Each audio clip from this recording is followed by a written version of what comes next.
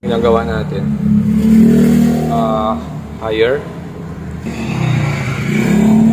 40 inches ang problema ng unit.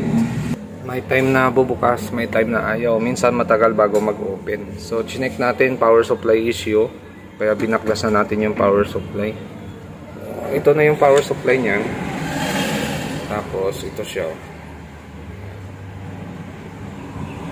So walang secondary output, kaya tinry natin i-repair.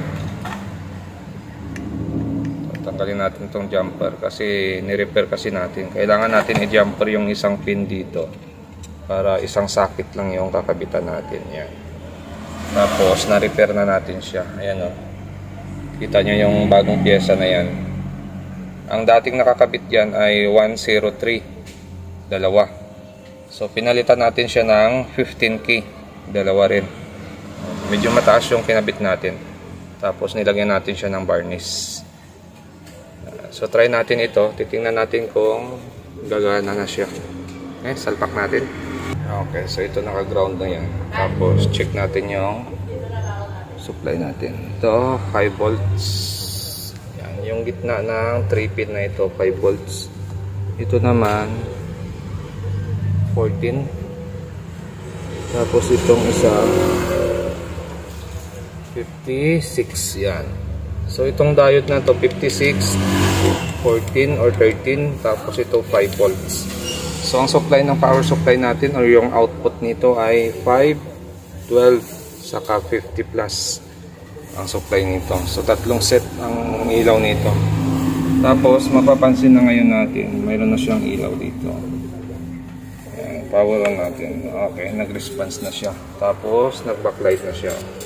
So ibig sabihin niyan, yun lang talagang naging problema ng unit natin.